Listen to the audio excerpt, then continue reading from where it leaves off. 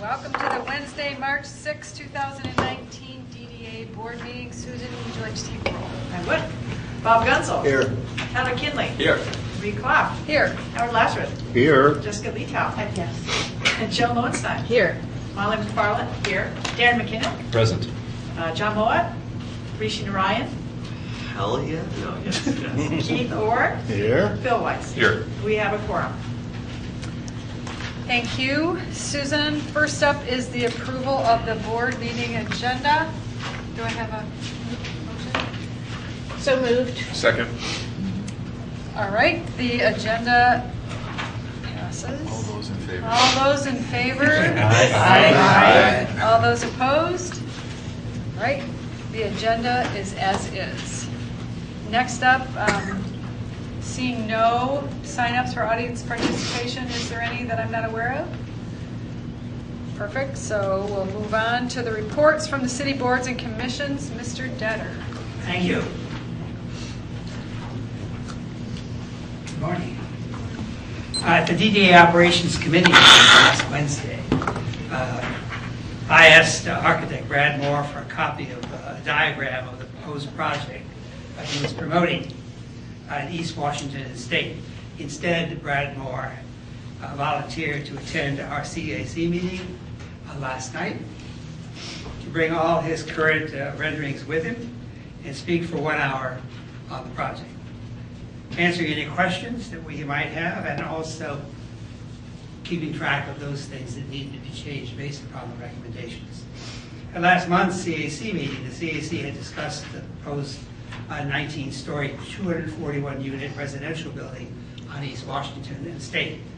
Those present generally supported the by right planned project, particularly the inclusion of 20 units of smaller workforce housing in the 6-story part of the project behind Salvis, and adequate parking on the lower floors of the residential market rate structure on East Washington. Mixed use on lower levels was also a plus. 2-story premium floors are expected to be approved because of inclusion of the micro unit affordable housing on the second building, which is 6 stories high. However, there has been a great deal of criticisms and recommendations emerging from the design review board and also from the public meetings that were held since then. But the resulting decisions by the developer to come back before the design review board a second time pleased a lot of people. And also, everybody had a chance to speak in the meeting that was held in February. A citizens participation meeting is scheduled at that time, and that took place recently. At each one of those movements forward, the people who were pushing that project, including the owner of the property, conceded to a lot of changes in the project, and also indicated consistently that he was going to look at all the changes that we wanted to make, because he wanted something that was really going to be good for the community. Some of the members of the downtown area, along with near downtown residents, have attended both presentations before the design review board and also at the Graduate Hotel. We've been impressed with the changes made in the project in response to questions and criticisms of these meetings. We were also pleased with Brad Moore's willingness to consider all changes we suggested last night. It was a fun evening. We all ended up in what we thought was closer to the position that we wanted. So I want to say at this particular point, we're not taking a vote on that, but yes to the need for a planned project with premiums, giving them 19 stories rather than the 17 that was there previously. Yes to the inclusion of affordable housing in the main structure, as well as the smaller units on the 6-story building behind. Yes to the inclusion of a restaurant and also commercial businesses along Washington Street. Yes to the changes made in design, which were significant based upon directions, things coming from various sorts of directions. Yes to the ongoing consideration of changes in design to protect nearby neighbors. There was a lot of criticism of that, but at this particular point, they're talking to the Methodist Church, they're talking to other people. This has to be a project that fits into that particular block. And that is a hard block to deal with, given the nature of all the stuff that goes out there, including a major parking structure. And yes to the further consideration of parking possibilities. There will be other meetings, some of them very soon, and some of our members and some of the near downtown neighbors will be there to also perhaps ask for additional changes to make it better for the downtown community. Thank you. Perfect. Right on the button. I think he rehearses. Impressive. Thank you, Ray. Next up are DDA member communications. Jessica? So every month I hold 2 downtown halls, which are conversations that are open to the community to talk about DDA business and what it is actually we do here. This month the board meeting, the downtown halls are tonight, 7 to 8:30 at Westgate Library. We will be as close to the Sweetwaters as crowds permit us. That's usually a pretty busy branch at a pretty busy time, but we'll slot in somewhere. And then in addition to the coffee hour, I do a walking tour of the downtown, specifically talking about prospective, upcoming projects, both on the operations and the capital improvement side. We start at Blake on the west side. This week it's Saturday. We'll meet at 10. So if you're at the transit center, it's the side that's closer to the 4th and William parking structure.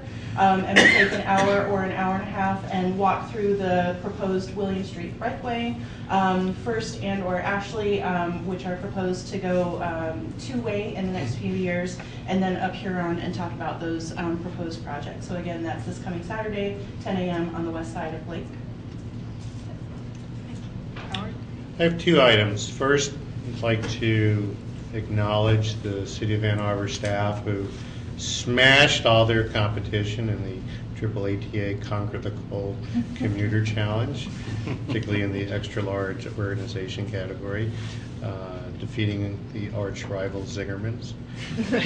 The other thing I'd like to ask is if there's any interest among the board to have a conversation with AAATA about the integration of the different means of micromobility with their bus fares and transit lines. I think it'd be interesting to do that. Successful bike share, scooters, and other means of transportation generally have a one fare type approach where you could link them together, and I think it'd be an interesting topic for conversation and a chance for DDA, which does support the bike share program, to see how we can better leverage that asset. Thank you. Anybody else? Any questions, discussion? Okay, next up we have Executive Director Communications, which Susan has none today. So we'll move on to the approval of the minutes for February. Yes. So I'd like to move for the approval of the minutes of the February meeting minutes. Second. Any discussion? All right, they're approved, and we will move. Vote. All those in favor, say aye. All those opposed? Motion passes. The minutes are approved. You gotta write it. You gotta write it. Remember how I used to write it at the top of the agenda? I have it there. I wrote it. All right, we'll move on to the subcommittee reports, capital improvements. I think Jessica, you are taking it. I am, yep. I'm filling in for John Moa today in his very stylish shoes. So we're going to start with a resolution. So moving to resolve to approve an agreement with Stantec for construction inspection services. Can I get a second? Second. Okay, thank you.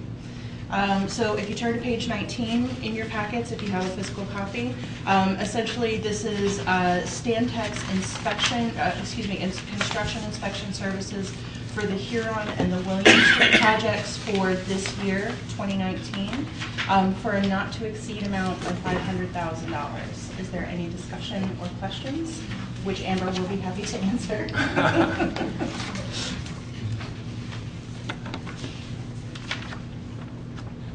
Okay, so seeing none, this isn't a vote thing, right?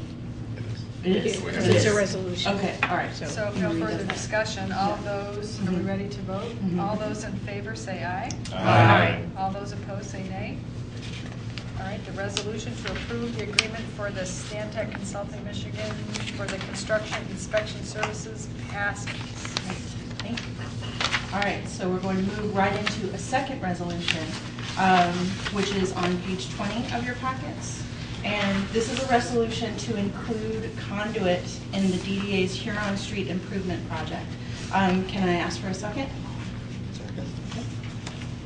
So this is to adjust the Huron Street project a little bit. So originally, we were going to have an agreement with the city that they were going to install, or we were going to reimburse for installation of conduit in Huron Street as we were there for construction. But because they've been able to help us on the financial side and reduce our bond servicing fees by approximately the amount around $90,000 that it would have taken to install that, the city has asked us to assume that cost back.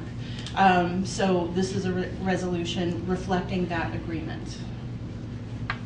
Questions or discussion?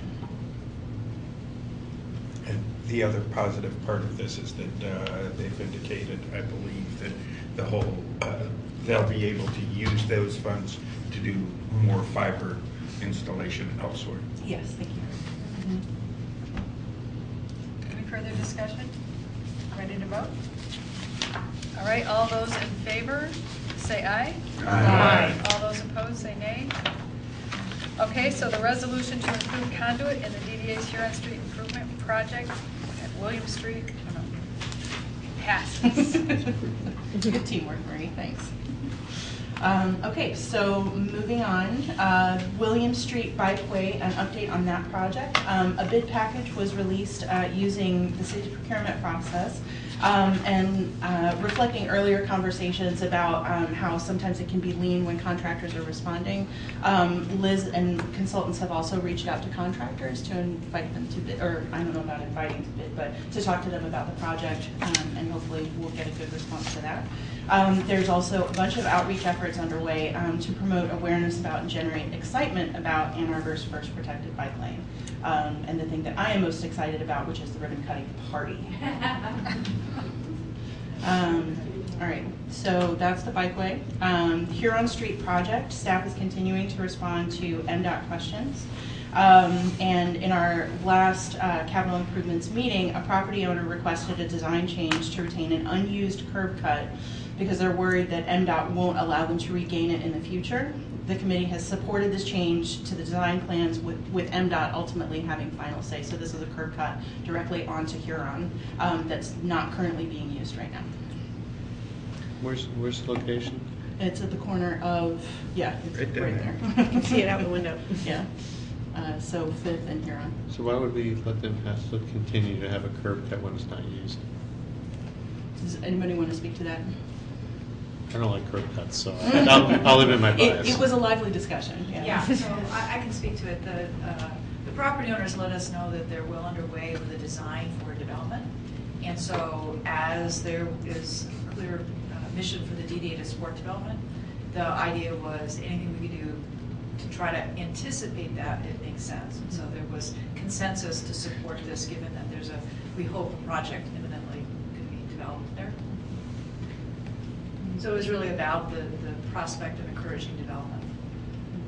But ultimately, the decision on whether to keep the curb cut is MDOT's. Mm-hmm. Ultimately, Ultimately, absolutely. yeah.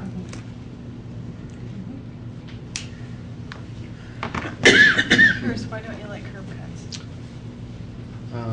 Because more traffic you have coming out on Major Street, the more unsafe it is. That I think was kind of where the decision was hinging, that and a question about bus stops right there, and how easy it would be for a bus to stop in or pick up, given a stop, I think, mid-block there.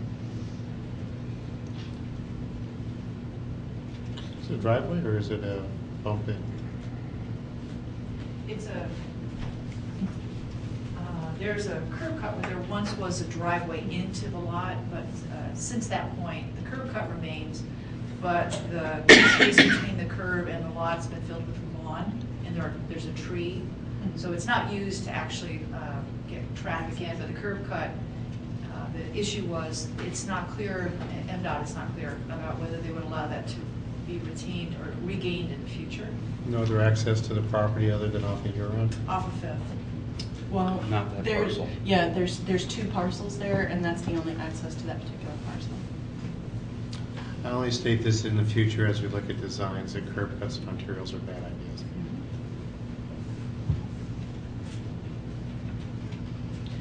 Very good. And then moving on to the Fifth of Detroit project, most of the remaining work will be done in April and May, with the brick on Detroit and Kingsley being done after community high graduates to avoid rerouting school buses and parking. And as usual, DDA staff is meeting with the neighbors to keep them updated and get feedback on how they feel the project is going and has gone, including feedback on communications. And then I have in here First and Ashley, but I don't know that there's any updates. Yes, so First and Ashley are still there. We're welcome. Our next meeting is Wednesday, March 20th at 11 a.m. here. Excellent. Next up is the Finance Committee. Bob? Thank you. We had a busy month. We reviewed a number of financial statements, the December and January expense register, the fiscal year 2019 six-month financial statements, the funds committed report as of 12/31/18, and the six-month parking comparison to FY 2018.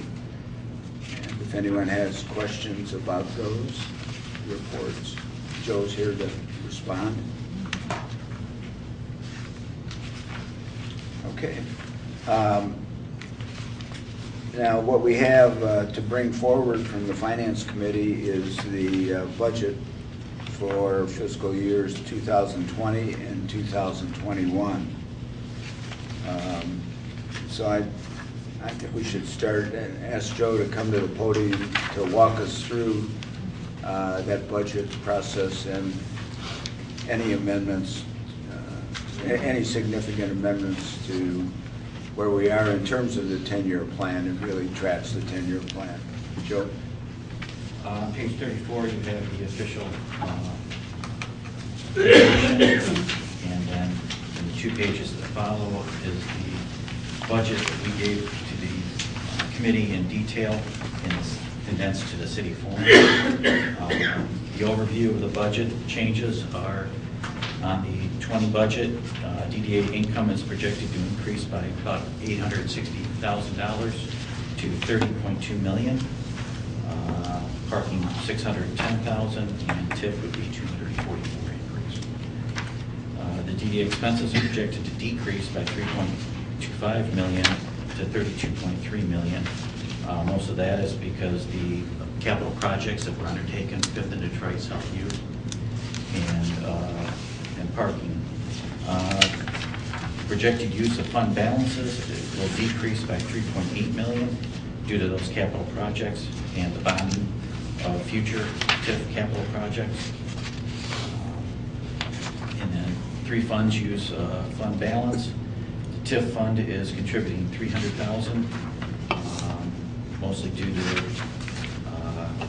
$17 million streetscape project. TIF fund is anticipating $2.6 million in additional bond payments due to the 2 bonds that the DDA will be taking. Housing fund is $700,000. Most of that is to allow the board discretion in the use of its fund balance. And, parking uses $300,000 in fund balance due to the increased transfer to parking maintenance fund of $1.7 million. The FY 20 and 21 assumptions and Ashley expansion project will move forward. 17 million streetscape project will move forward with TIF, and previously approved parking rate changes will continue as planned.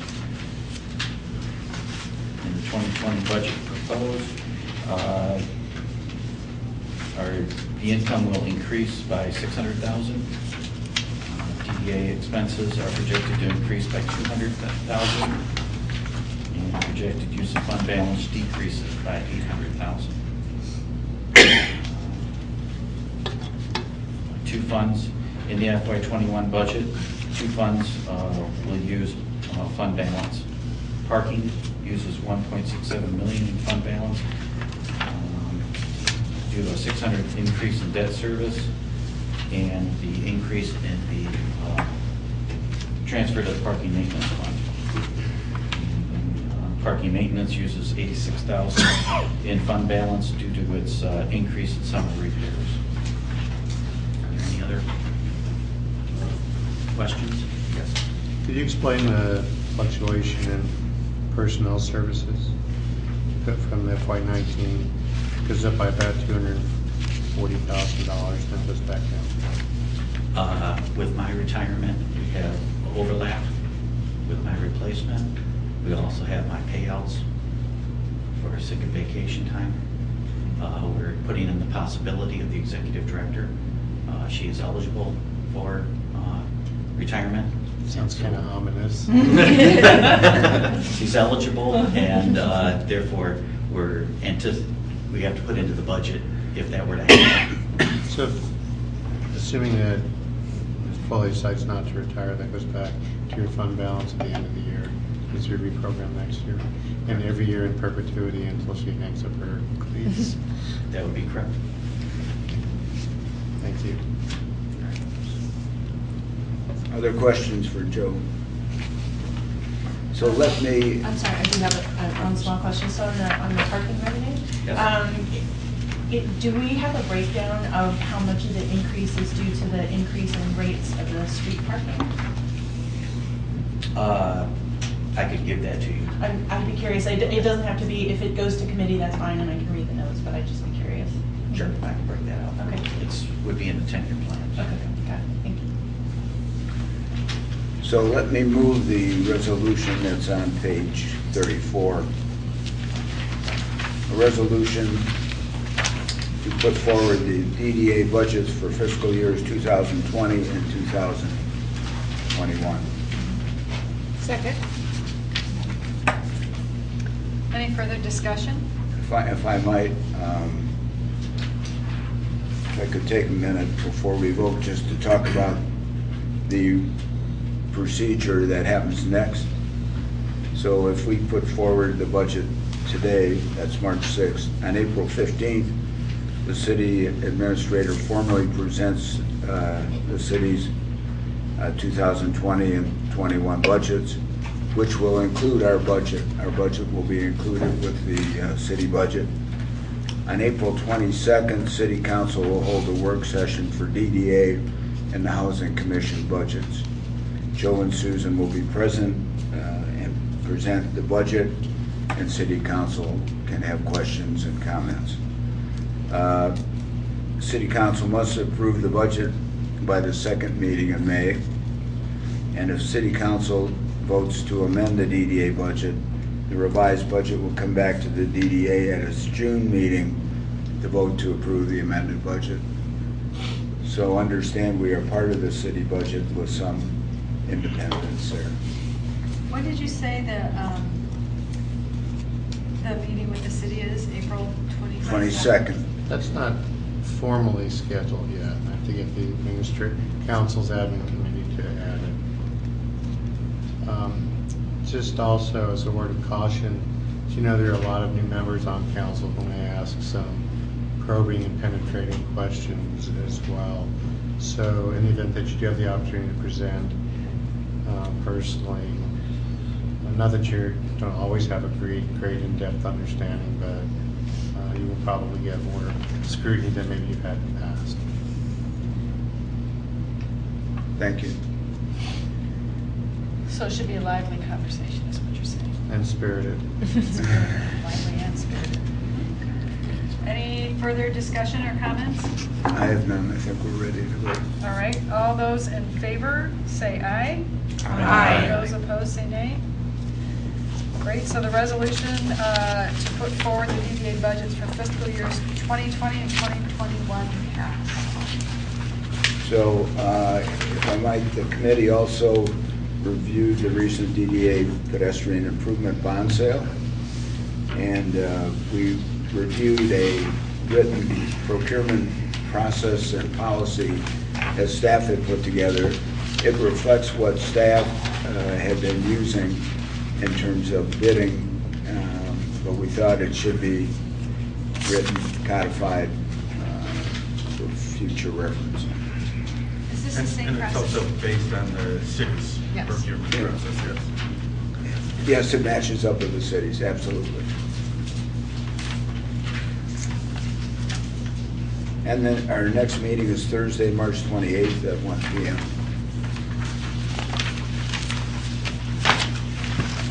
Thank you, Bob. Next, we'll move on to the Operations Committee. Keith and Phil. That's Keith and I'll take the first half. I think Ray did a pretty good job talking about the Brad Moore project at 600 East Washington, at the parking request. So we talked about that. It's going to come back to committee for next month. There were some issues or some questions that we had for Mr. Moore, and he was going to go talk to the city, and we'll bring that back to the Operations Committee meeting this month in March. The other thing that I wanted to talk about was there's a parking and transportation report starting on page 43 of your packet. Some highlights were that we installed a couple of EV chargers at 4th and Washington. We continued to work to link all electronic vehicle to the DDA Power Dash website. RPS maintenance staff are working to remove snow and ice caused by severe weather. The RPS meter staff installed 17 metered spaces on South State. Now that the U of M Trotter building construction is done, and will remove meters on Hoover at the city's request. And the DDA/City Parking Enforcement and Operations Group met in January, February to discuss operations, maintenance, and possible license plate recognition for on-street parkers. Any other questions regarding parking and transportation? Jada will gladly step up to the microphone and answer them for you. All right. Hearing none, it's to Keith. All right, and Ashley expansion, our least expensive and quickest way of adding parking to the system has gotten yet another request to make it a little less quick. The city wants an ALTA survey to be done on the property, so that revises the timeline again in our grand attempt to get to the Planning Commission. Now we're going for April of this year. RPS contract, the Republic Parking Services, we do have a contract with them.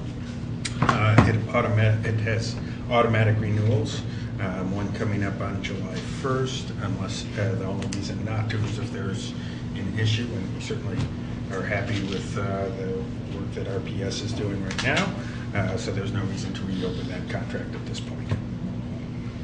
Let's see, not in the packet, I think it was supposed to be, but this had to do with that January polar vortex meetings being canceled and all, didn't make it in, but we did have a report in ops about the a pilot we did at Ann Ashley. It's always been one of the issues that in the Carytown area there isn't a garage right there, and it's always trying to convince people that Ann Ashley garage can work as the Carytown parking garage. So during the while we were doing the construction over on 5th in Detroit, it seemed like a good time, since parking was going to be at a premium anyway, to do free Saturday parking to encourage people to go over there. There was a 20% increase in transient parking over last year. What will be interesting, of course, is what happens next year after we return to charging for parking, see if that really did get people more aware that there is parking over there. So we shall see. Alley snow removal, which was something that came up as a suggestion. There's a lot of conversation being done at the city, in the DDA, and throughout downtown about the alleys. This only addresses a small part of it, but nonetheless, it addresses a part, and that's looking at snow removal. In many areas, it's just not being done at all. We, through Republic, already remove snow from pedestrian areas around the parking structures. So we're going to look at what the cost would be. We have sort of ballpark figures, but we're going to try and get a little bit more detailed idea of what it would cost for us to do the snow removal in the alleys that are adjacent to parking structures. So we're going to get more information on that, I believe at our next meeting, I think, and see if we can implement it in fiscal year 20. And then finally, transportation. This year's Conquer the Cold promotion had bike commutes up 23%. We already know who the winner was of the challenges there. Telecommutes were also up 135%. It was very cold, so one can understand why that went well. Let's see. Currently, one of the main metrics we use are just simply go pass ridership. So right now the Get Downtown staff and the advisory board are looking at other metrics that might tell more about success rates of the program, as well as being able to help form strategies in the future. And speaking of challenges, the preparations for the Commuter Challenge promotion are underway.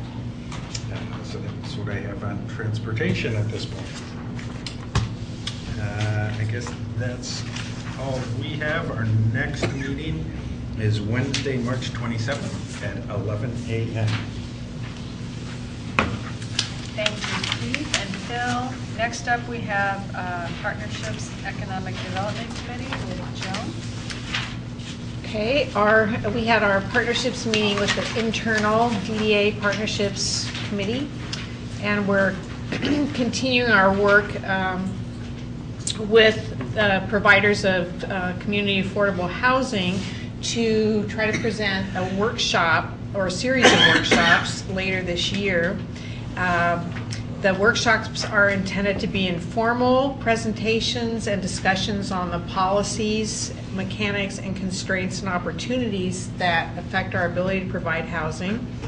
So some of the items that we're working on is who will actually own it, who will be in charge, essentially as a lead partner with DDA, and we have Avalon Housing, Housing Commission, the Housing Board, the number and community development. So we're working a little on that. We're looking for a keynote speaker, hoping to find a housing celebrity.